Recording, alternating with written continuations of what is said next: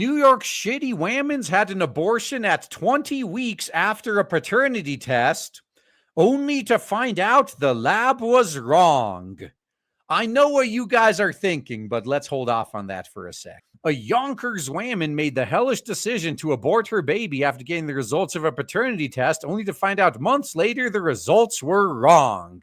So here's the question you should be wondering, though, before you feel sorry for her. If she wasn't cheating on her husband, do you think she would have reacted like this? As if she had something to hide? I'm starting to think that the race of the baby she was worried was not going to be the same as the race of her husband.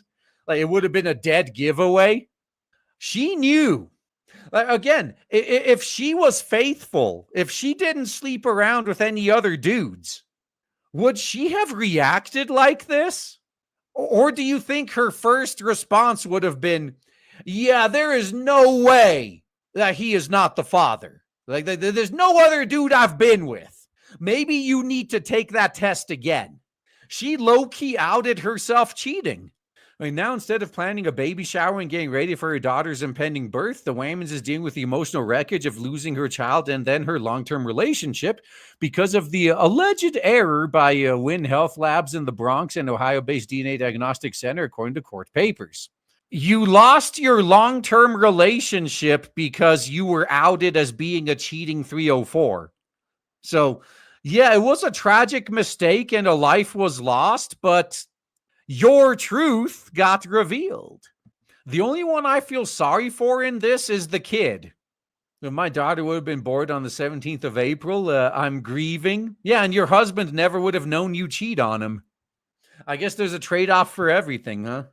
So I just have a lot of emotions. These results are the reason I decided to do what I did. Why? So you could hide that you were cheating and then you got busted anyway? Like, I'm sure the husband, or I guess it was probably boyfriend. They said long-term relationship, not long-term marriage. So why did the boyfriend break up with you after? Did he know you got an abortion and then started getting curious as to why?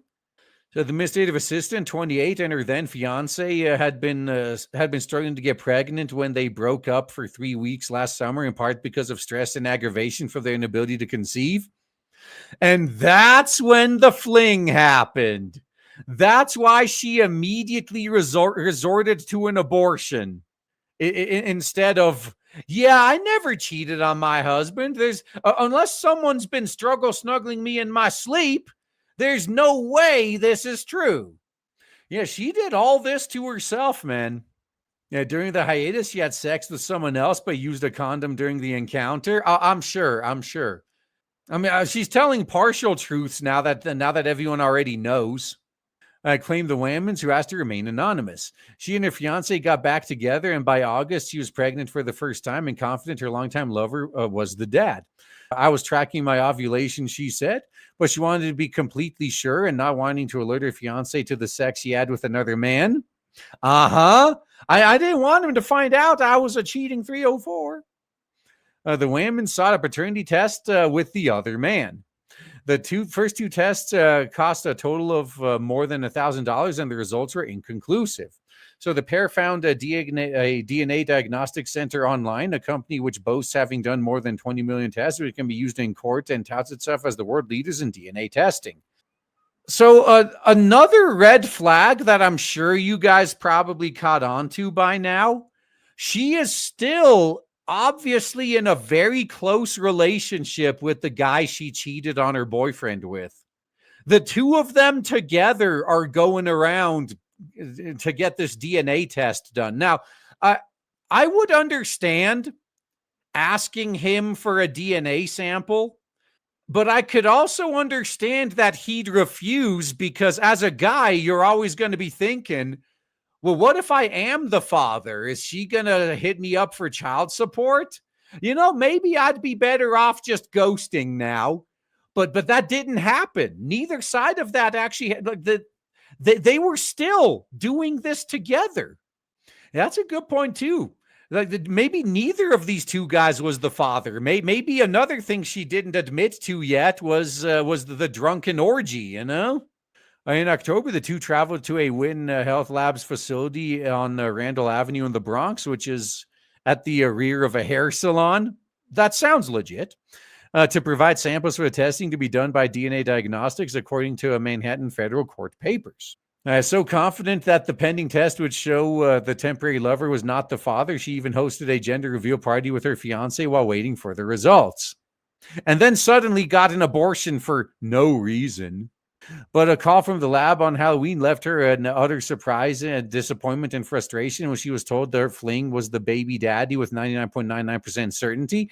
Oh, see, the reason they do it with 99.99 was even though they're being sued now, they can always claim, well, we never told her it was 100% certain. She could be the 0.01%. So by then, she was nearly 20 weeks pregnant and staring down New York's 24 weeks deadline for legal abortion. She was forced to reveal the mother of all dramas to her fiance.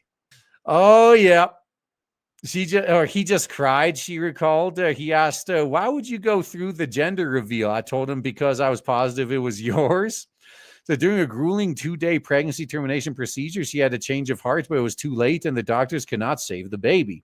I wish I could reverse this, she said. Well, like most mistakes that women make, by the time they realize they screwed up, it's too late. Like it's you can't fix it anymore. And see, I'm not completely evil. I'm mostly evil, but not completely evil. Like that's why when I try to give advice to women, I always say, focus on having a family first and then a career later. Let's say you live to be 80. Let's say you work until you're 60. If you have kids early, like in your early 20s, but you could start working when they're old enough to either be left alone or with someone else at not that great a cost. You still have like maybe 30, 40 years of career ahead of you. If you do it the other way around, if you focus on your career first and then try to start a family, like what was that study that just came out a few days ago that by age 30, 90% of a woman's eggs are gone on average? If you focus on your career when you're young and then you're 40 and you want to start a family, it's already too late. You lost. You should have done it in the opposite order. Focus on your family first and then your career. So as you know, you're going to be taking care of your kids when they're young. It's going to be a lot of work. And as your kids get older, you're going to have a lot more time on your hands. And maybe that's when you feel like getting a job. Like, oh, I need to do something with my time. I'm going to go start my career now. See, us guys, we can knock women up until we're 90, 100. Doesn't matter to us. Now, there is always I think the older a guy is, the higher the risk of things like Down syndrome and whatnot. So it's not like it's risk-free, but we don't have the same time limit that women do. So when I see women making decisions as if they were a man, like it actually does make me sad.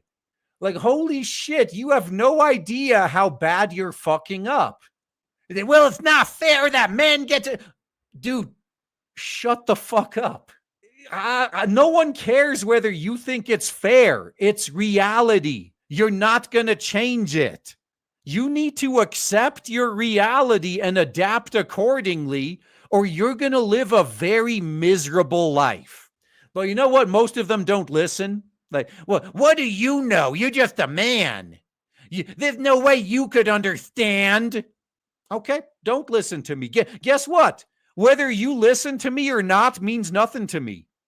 It doesn't, like, whether you live happy or die miserably, that doesn't affect my life.